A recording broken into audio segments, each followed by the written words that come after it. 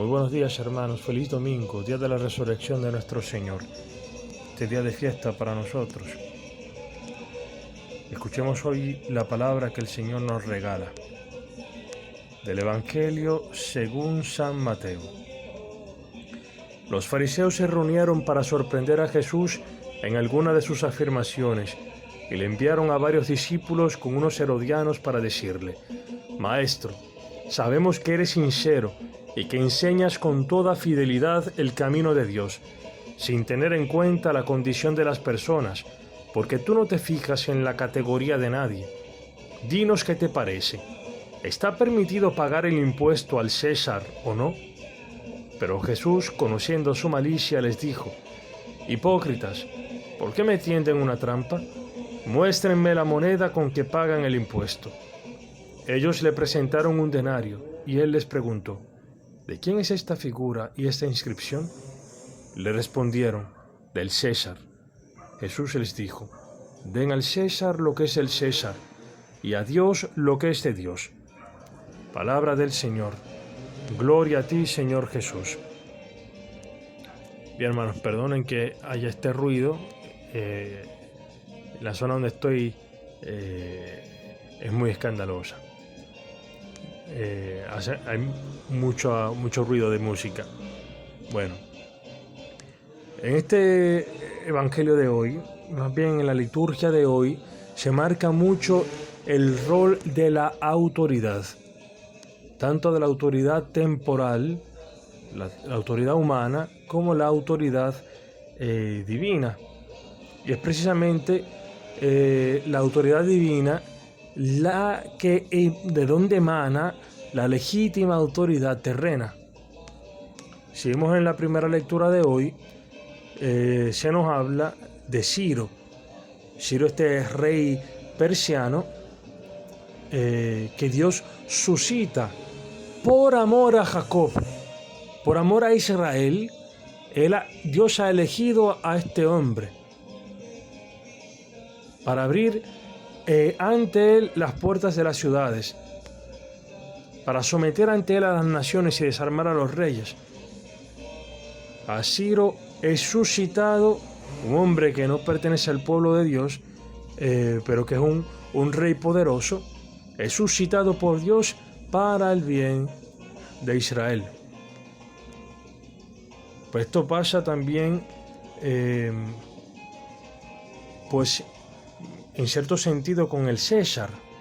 Si vemos el Evangelio, Jesús dice claramente: dad al César lo que es del César y a Dios lo que es de Dios.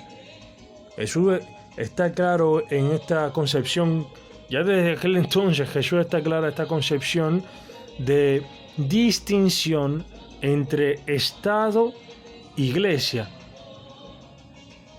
Que no es que tienen que estar, entendámonos bien, no es que el Estado y la Iglesia, por ser diferentes, tienen que estar separados, sino que en la distinción de cada uno, cada quien diferente y se envuelve en un ámbito diferente, aún siendo diferentes pueden entablar relaciones.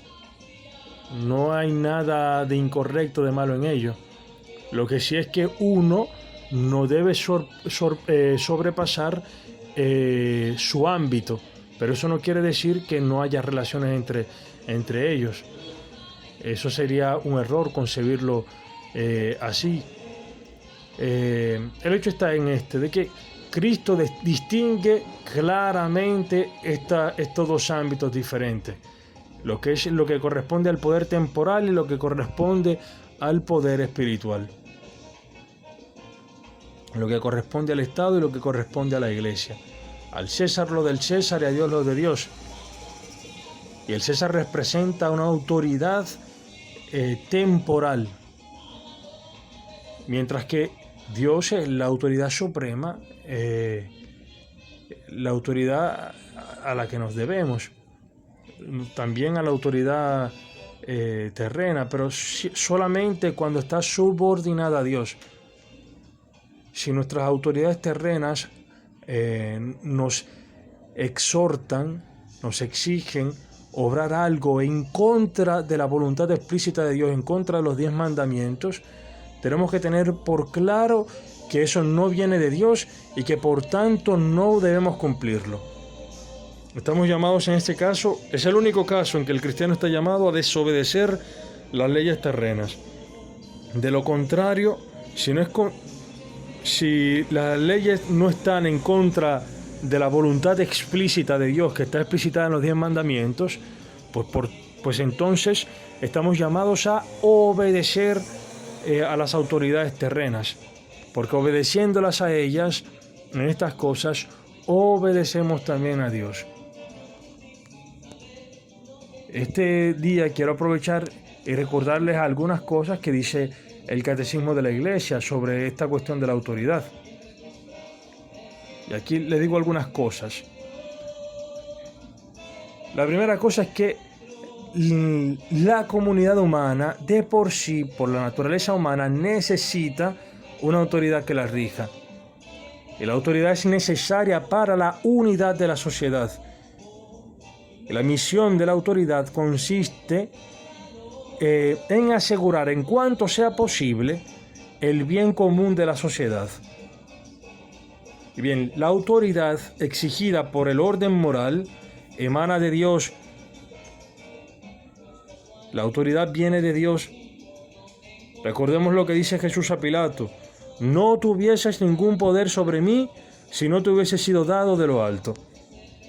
Por eso dice San Pablo a la comunidad cristiana de Roma: sométanse todos a las autoridades constituidas, pues no hay autoridad que no provenga de Dios, y las que existen por Dios han sido constituidas. De modo que quien se opone a la autoridad se rebela contra el orden divino, y los rebeldes se atraerán sobre sí mismos la condenación. Ahora bien, si la autoridad responde a un orden fijado por Dios, la determinación del régimen y la designación de los gobernantes han de dejarse a la libre voluntad de los ciudadanos. Nosotros, por ejemplo, libremente hemos elegido, o bueno, la mayor parte de la población ha elegido a Abinader como presidente. Yo les confieso que a mí no me gustó nunca como candidato. Pero el hecho está de que el pueblo dominicano votó por Abinader. Y actualmente ese es mi presidente, porque yo soy dominicano. Y por tanto, las normas que emanen de este gobierno, pues yo las tendré que acatar, siempre y cuando no sean contrarias a la voluntad explícita de Dios. Entonces a estas autoridades, a las nuevas autoridades, yo les debo respeto.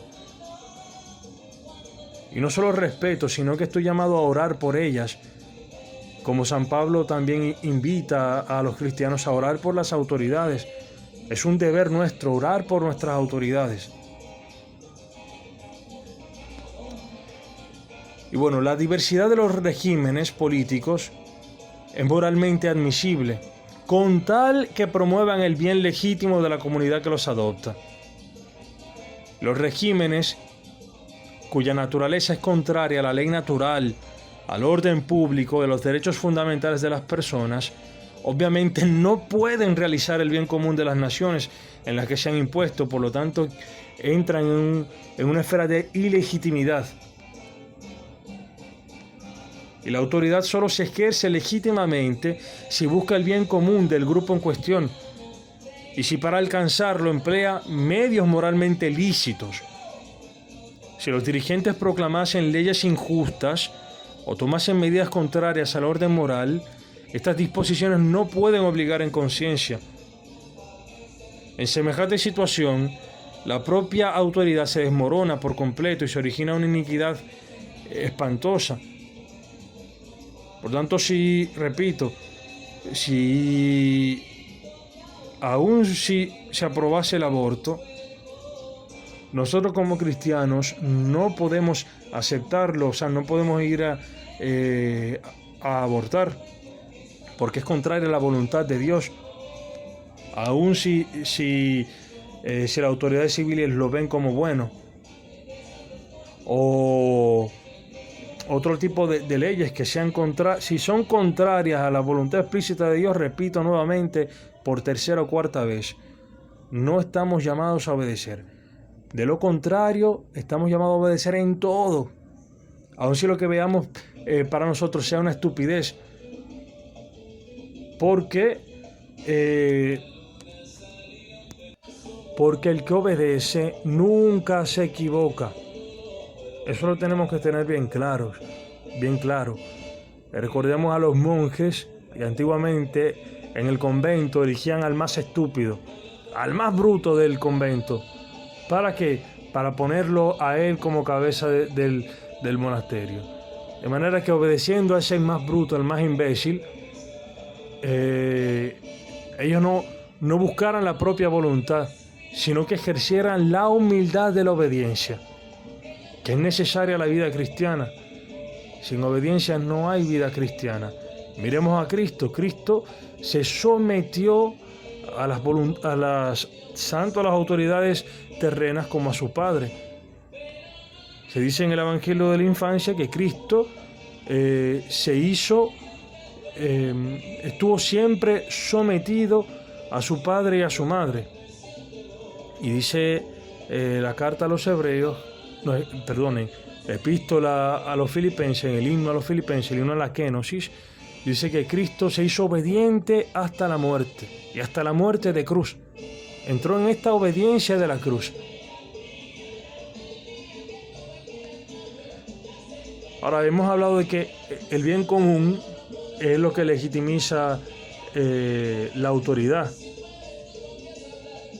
¿Y qué es el bien común? Pues el bien común comprende el conjunto de aquellas condiciones de la vida social que permiten a los grupos y a cada uno de sus miembros conseguir más plena y fácilmente su propia perfección.